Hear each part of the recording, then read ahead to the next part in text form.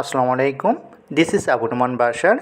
আমি software engineer হিসেবে কর্মরত আছি ইএপিআই লিমিটেডে। আজকে আমরা ব্যাকএন্ড এপিআই ডেভেলপমেন্ট উইথ পাইথনের ফুল রোড ম্যাপ নিয়ে বিস্তারিত আলোচনা করব।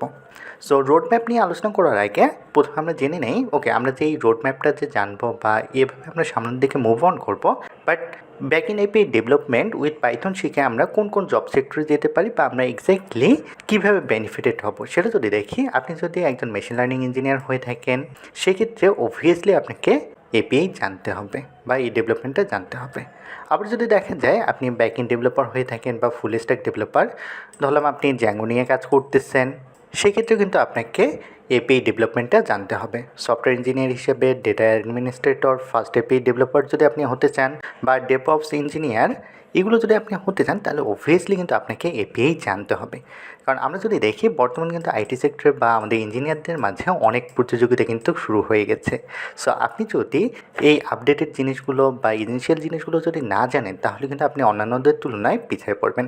সো আপনারা যদি লিঙ্কডইন বা জব সার্চের বিভিন্ন প্লেসগুলোতে যদি সার্চ করেন, তাহলে দেখবেন বাংলাদেশ সহ পৃথিবীর এখন ম্যাক্সিমাম দেশে কিন্তু তারা তাদের জবে এপিআইতে মাস্ট বি রাখতেছে যে আপনাকে অবশ্যই ফার্স্ট এপিআই বা জ্যাঙ্গো রেস্ট ফ্রেমওয়ার্ক জানতে হবে। সো আপনি যদি এটা না জানেন, আপনি অন্যান্যদের তুলনায় কিন্তু পিছিয়ে পড়বেন।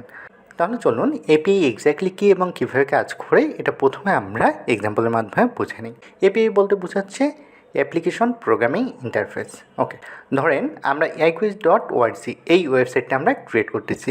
সো আপনারা সবাই জানেন iQuiz.org এই ওয়েবসাইটে গিয়ে আমাদের অনেকগুলো কোর্স আছে এবং সেখানে আমরা অনেক ব্লগ আপলোড করে থাকি। ওকে, সো আপনি দেখা গেছে একজন ইউজার, আপনি কি করলেন, আপনি যে কাজটা করলেন, আপনি আপনার ল্যাপটপ বা ডেস্কটপ থেকে ব্রাউজারে এসে সার্চ দিলেন কি আপনি backend API development with Python এই কোর্সটা করতে চাচ্ছেন, এই কোর্সটা আপনি সার্চ দিলেন। আপনি যখন এই কোর্সটা সার্চ দিলেন, এটা কি রিকোয়েস্ট হিসেবে কোথায় যাবে? এপিআই এর কাছে।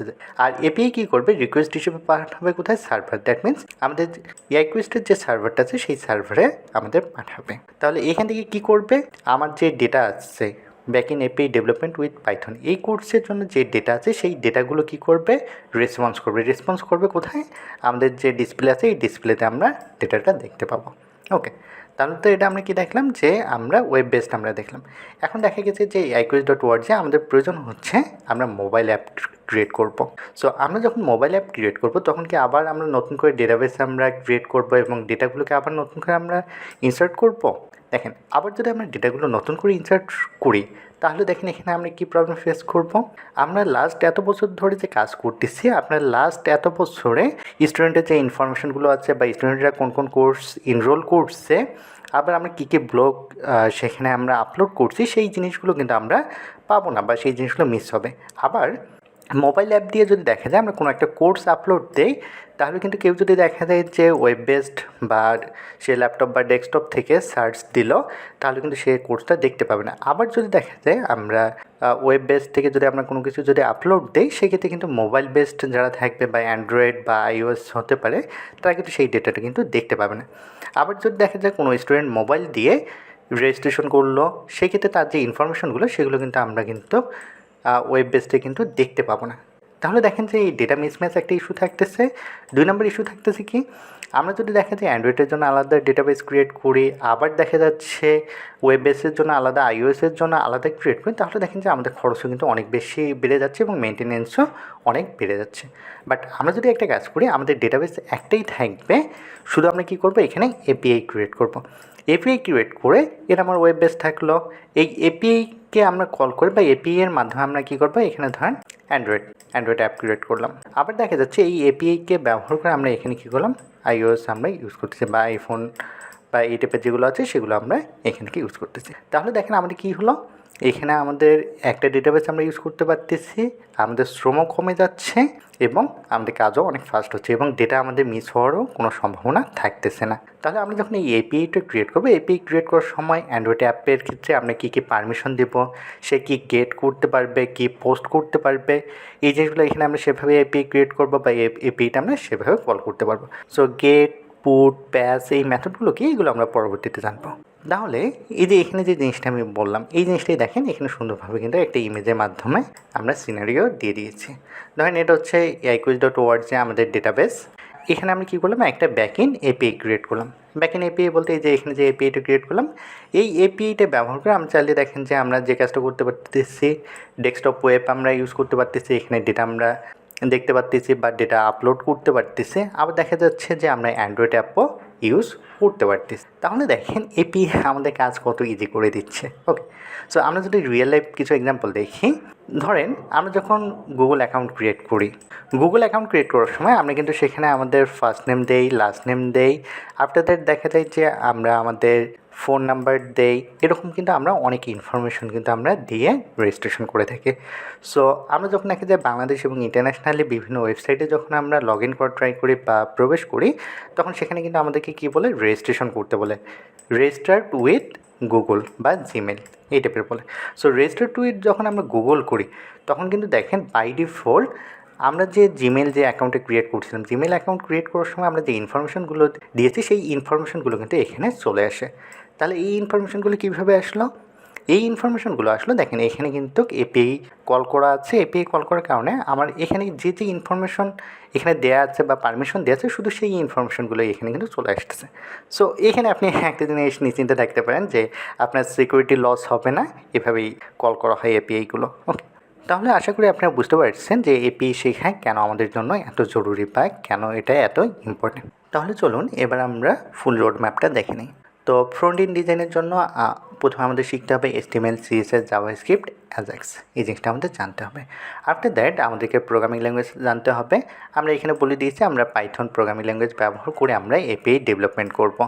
সো পাইথন প্রোগ্রামিং ল্যাঙ্গুয়েজে অবভিয়াসলি আপনার বেসিক সিনট্যাক্সগুলো জানতে হবে, ভেরিয়েবল কীভাবে ইউজ করতে হয় এই রুলগুলো জানতে হবে, data type, condition, loop, object oriented programming language আপনাকে জানতে হবে।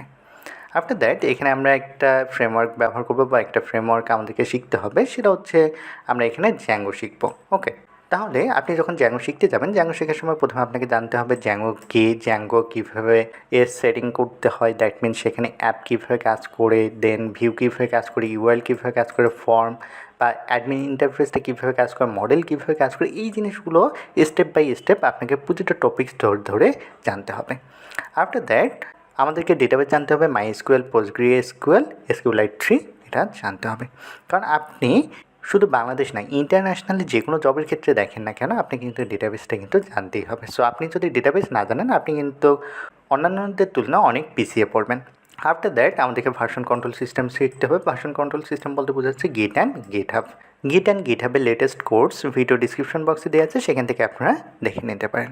আফটার দ্যাট আমরা শিখবো এপিআই।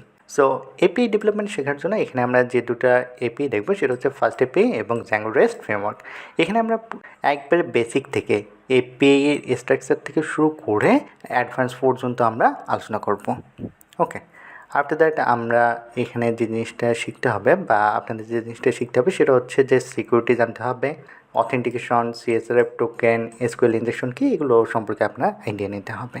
তাহলে দেখেন এখানে আমরা কি ফ্রন্ট এন্ড শিখলাম, পাইথন প্রোগ্রামিং ল্যাঙ্গুয়েজ শিখলাম, Zango, database, version control system, API, এগুলো সব শেখা শেষ।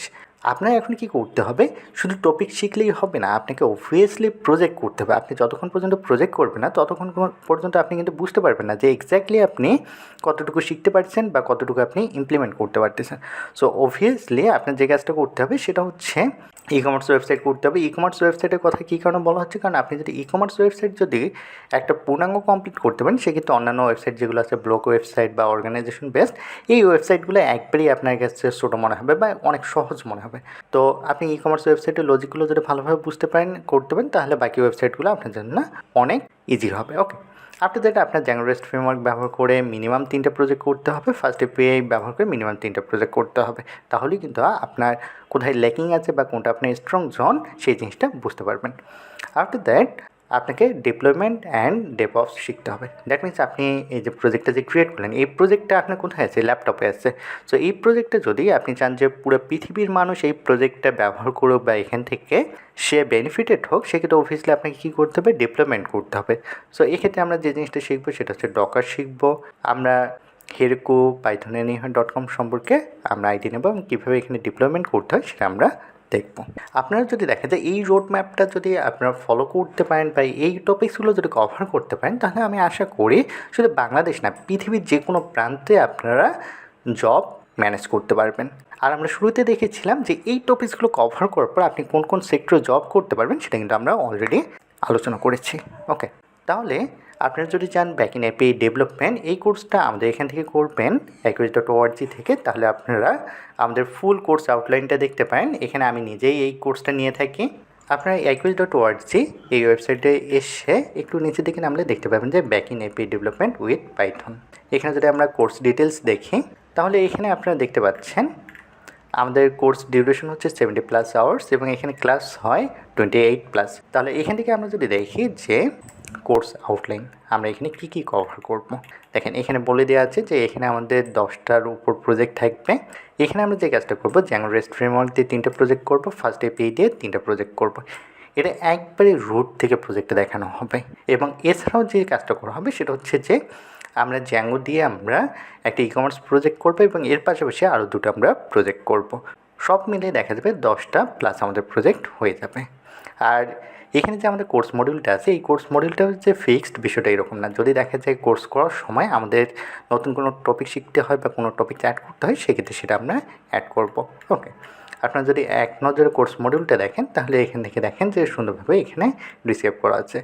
এখানে যেমন এপিআই ব্যবহার করে আমরা যে কাজটা করব, ই-কমার্স এপিআই এই প্রজেক্টটা করব, সোশ্যাল মিডিয়া এপিআই করব, অনলাইন লার্নিং প্ল্যাটফর্ম এপিআই ব্যবহার করে প্রজেক্ট করব।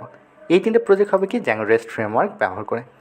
আফটার দ্যাট ফার্স্ট এপিআই ব্যবহার করে আমরা করব চ্যাটবোট এপিআই আমরা ক্রিয়েট করব, restaurant management system, inventory management system API আমরা ক্রিয়েট করব। ওকে, আমাদের এই কোর্সের সবচেয়ে অ্যাডভান্টেজ যেটা সেটা হচ্ছে আমাদের কোর্স শেষে সেশন থাকে। দ্যাট মিন্স আমরা কোর্স শেষ করেই আমরা সব কিছু সমাপ্ত করি না। আপনি এই কোর্সে যা শিখলেন এই জিনিসটা তো অবভিয়াসলি আপনাকে ইমপ্লিমেন্ট করতে হবে। সো কোর্স শেষে দেখা যায় আগামী 2 মাস বা 3 মাস আমরা স্টুডেন্টদেরকে দিয়ে 7টা 8টা প্রজেক্ট করি। সো 7 দিন বা 10 দিন পর পর একটা করে সেশন থেকে সেই সেশনে দেখা যায় কতটুকু কাজ করছে, সেখানে কী ভুল আছে বা যে সাজেশনগুলো থাকে সেগুলো দেওয়া হয়। এভাবে স্টুডেন্টদেরকে ধরে ধরে প্রজেক্টগুলো উঠানো হয়। ওকে, তো আপনারা যদি এখানে দেখেন যে ওরিয়েন্টেশন ক্লাসে আলোচনা করা হয় যে ওয়েব ডেভেলপমেন্ট এবং পাইথন django নিয়ে আলোচনা করা থাকবে। দ্যাট মিনস আমাদের কোর্স নিয়ে ডিটেলস এখানে আলোচনা থাকবে। আফটার দ্যাট আমরা পাইথন প্রোগ্রামিং ল্যাঙ্গুয়েজ বেসিক থেকে আলোচনা করব। সো এখানে দেখা যাবে যে পাইথনের যে বেসিকগুলো সেগুলো এখানে আলোচনা করব, control structure, data structure, object oriented programming language আলোচনা হবে। সো এখানে সবচেয়ে বড় যে অ্যাডভান্টেজটা সেটা হচ্ছে প্রতিটা ক্লাস শেষেই দেখেন এখানে একটা করে কিন্তু অ্যাসাইনমেন্ট থাকবে এবং সেখানে মার্কিংয়ের ব্যবস্থা থাকে, তাহলে আপনি আপনার ইমপ্রুভমেন্টটাও কিন্তু বুঝতে পারবেন। আফটার দ্যাট আমরা আলোচনা করব ভার্সন কন্ট্রোল সিস্টেম গিট অ্যান্ড গিটহাব। এইখানে গিট কীভাবে আপনি ডাউনলোড করবেন, গিটহাবে অ্যাকাউন্ট কীভাবে ক্রিয়েট করবেন, প্রফেশনালি আপনার অ্যাকাউন্টটিকে কীভাবে সাজাবেন, A to Z আলোচনা করা হয়। এরপর আমরা দেখব যে ওয়েব ডেভেলপমেন্ট আমরা আলোচনা করব। এক্ষেত্রে HTML, CSS, বুটস্ট্র্যাপ আমরা স্টেপ বাই স্টেপ আলোচনা করব এবং A to Z আমরা শিখব। আফটার দ্যাট আমরা এখানে django নিয়ে আলোচনা করব। django কী, django কোন প্যাটার্ন ফলো করে কাজ করে, URL কী, ভিউ কী, অ্যাপ কী, এই জিনিসগুলো আমরা টপিকস ধরে ধরে আলোচনা করব। আফটার দ্যাট দেখা যাবে যে ফাংশন বেসড ভিউ আমরা আলোচনা করব। ভিউ 2 ধরনের আমরা জানি, একটা হচ্ছে ক্লাস বেসড ভিউ, একটা ফাংশন বেসড ভিউ। সো প্রথমে আমরা ফাংশন বেসড ভিউটা কমপ্লিট করব। After that template, context, data এগুলো আলোচনা করব, ডিটেল থাকবে। দ্যাট মিনস আমরা djangoর সকল টপিকসগুলো ধরে ধরে আলোচনা করব। সো এখান থেকে আপনারা ফুল কোর্স মডিউলটা দেখে নিতে পারেন। আফটার দ্যাট দেখা যাবে djangoর সঙ্গে আমরা যে বিলিং ডেটাবেসটা পাই SQLite 3 সেটা আমরা আলোচনা করব। djangoর সকল টপিকস কমপ্লিট হওয়ার পর আমরা একটা end-to-end ই-কমার্স ওয়েবসাইট করব। সো এখানে দেখা যাবে যে আপনি একটা প্রজেক্টকে djangoতে কীভাবে কনভার্ট করবেন সেটা প্রথমে আমরা দেখব। আফটার দ্যাট মডেল আমরা ক্রিয়েট কীভাবে করবো, ডেটাবেসে ডেটা কীভাবে ইনসার্ট করব এবং ফ্রন্ট এন্ডে কীভাবে কল করবো সেই জিনিসগুলো আমরা স্টেপ বাই স্টেপ দেখব। কার্ড থাকবে, দ্যাট মিনস আমরা প্রোডাক্টের কার্ডে কীভাবে অ্যাড করতেছি, ইনক্রিজ, ডিক্রিজ, তারপর চেক আউটে আমরা কীভাবে নিয়ে যাচ্ছি, A to Z কিন্তু আমরা এখানে আলোচনা করবো ইনশাল্লাহ। আফটার দ্যাট আমরা ডিপ্লয়মেন্ট দেখব। এখানে আমরা python.com, হেরেকো এই টাইপের জিনিসগুলো আমরা দেখব। এরপর আমরা দেখব Docker. So Docker most important একটা টপিকস। এক্ষেত্রে আমরা দেখব যে ডকার কে, আফটার ডকার কীভাবে ইনস্টল করবেন, ডকার ফাইল কে, ডকার কম্পোজ কে, এই জিনিসগুলো আমরা বিস্তারিত আলোচনা করব। এরপর আমরা দেখব mysql, postgresql এবং djangoর সঙ্গে আমরা অলরেডি একটা শিখেছি কি SQLite 3 ডেটাবেস। আফটার দ্যাট আমরা এপিআই শিখবো django REST framework. django REST ফ্রেমওয়ার্কে আমরা সকল টপিকসগুলো আমরা আলোচনা করব। সকল টপিকস যখন আমাদের আলোচনা হবে, সকল টপিকস আলোচনার পর আমরা 3টা প্রজেক্ট করব, যা এখানে বলে দেওয়া আছে। ই-কমার্স প্ল্যাটফর্ম এপিআই আমরা দেখব, সোশ্যাল মিডিয়া অ্যাপ দেখব, অনলাইন লার্নিং অ্যাপ্লিকেশন এপিআই দেখব। আফটার দ্যাট আমরা ফার্স্ট এপিআই দেখব, যে ফার্স্ট এপিআই কীভাবে আপনি সেট আপ করবেন।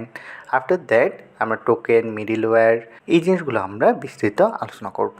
আফটার দ্যাট ফার্স্ট এপিআই দিয়েও আমরা 3টা প্রজেক্ট তৈরি করব। প্রজেক্ট 3টা থাকবে যে চ্যাটবট আমরা ক্রিয়েট করব। After that restaurant management system API create করব, inventory management system API create করব। আফটার দ্যাট থাকবে গাইডলাইন, আপনি সিভি কীভাবে ক্রিয়েট করবেন, জবের জন্য প্রিপারেশন কীভাবে নেবেন। আফটার দ্যাট আমরা আপনার পরবর্তী যে স্টেপগুলো থাকবে সেগুলো নিয়ে ডিটেলস আলোচনা করব। তো আপনারা কোর্সে এনরোল করার জন্য সোহান খান ভাইয়ের সঙ্গে কথা বলতে পারেন। ইনি কোর্স কোঅর্ডিনেটর একুইস্ট ইন্টেলিজেন্সের। এইখানে ওনার ফোন নাম্বার এবং সোশ্যাল মিডিয়া লিঙ্কগুলো দেওয়া আছে। সো ভিডিও ডিসক্রিপশন বক্স থেকে আপনারা কোর্স মডিউল এবং আমাদের কোর্স সম্পর্কে ডিটেলস পেয়ে যাবেন। তাহলে আপনারা শিখতে থাকুন। Happy learning, best of luck. আসসালামু আলাইকুম।